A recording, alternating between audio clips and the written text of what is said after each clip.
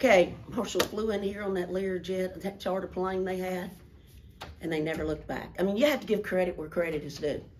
They shot the ball extremely well. Their full court pressure gave in, particularly in the first half. I mean, we had finished with 18 turnovers, but we had 11 in the first half. That's where everything happened, was right there in that first half. Because, again, you have half of those turnovers, then you go into halftime and you have a better lead. Unfortunately, that didn't happen. So you have to give them credit. They shot the ball well, extremely well, and they pressured us and forced us into turnovers. When it could, the end result of turnovers don't look bad when you look at 18. But when you look at that many and a half, and you're coming in down 2 rather than up 8, it's a big game changer. And they did a great job. I don't think we played very well. I think our leadership was very inconsistent on the floor. We didn't talk, and that's one of the things we talked about as a team when we came back, is communication. And that's what has to happen for us to continue to get better. It's like on the floor. You can hear Morgan Sieper yelling the whole time because she's talking. That has to be a consistency for us to go on the road and try to get 2 wins. Sure. One thing I want to mention, just now this is the 4th loss in a row. Obviously, after a 7-0 start, how do you try to pick this team back up going into the new year? Yeah, that's a great question. You know, after we beat Ole Miss, we have struggled to score. We have struggled to score consistently. And in the game film that we watched when we went down and played in the tournament in Florida, there are segments of the game that we have watched where we're good and where we're bad. Where we're good and where we're bad. So the thing that we have to continue to talk about is the level of consistency. A level of consistency. And so for that to happen, it just has to be reemphasized over and over and over. And they have to understand that consistency means going 5 trips and not scoring or giving up 3 balls. But we have to pick up a level of consistency. And we're going to work. You know, as a coach, I take responsibility of going 0-4. There's no doubt. Because for some reason, I can't get them to play in spurts consistently. And we missed a ton of shots at the rim today. Tons of shots. We made some shots more difficult than they had to be, but they were tough shots. And I think we'll be okay. You know, we just got to really lock in, focus in on those segments that are positive. As coaches, we need to look at the negative side of things so we can help us get better.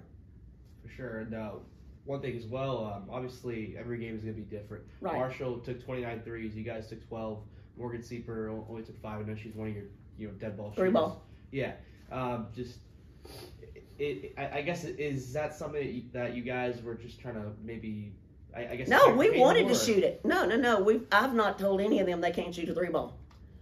You know, I think that, again, I think the way they played defensively, when we set up in our half-court offense, we scored.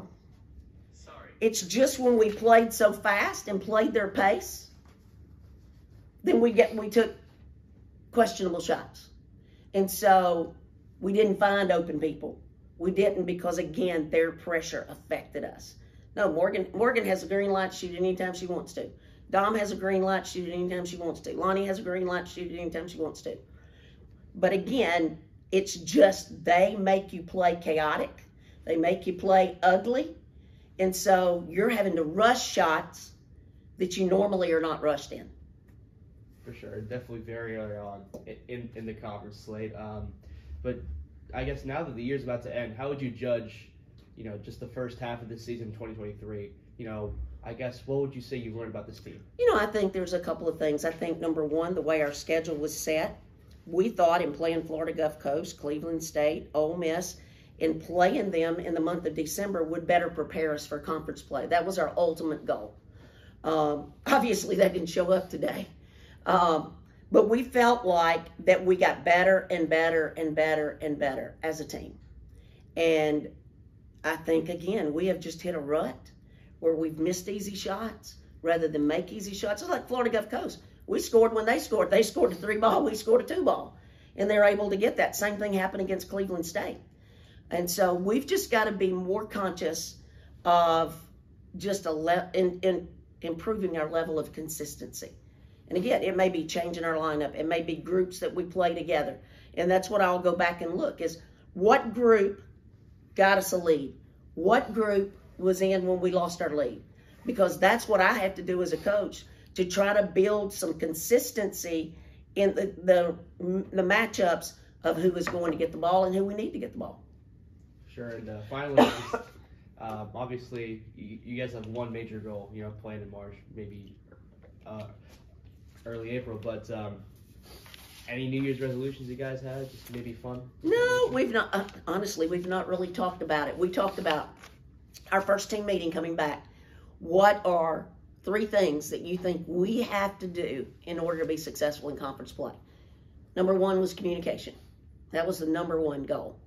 The number 2 goal as a team was to find a level of consistency. That was our second C. And then create an opportunity to make sure that you always, create an opportunity to hold yourself accountable and your accountability partner so that we can reach a level of consistency, of communication, and uplifting each other up as we're trying to have success in Sunbelt play.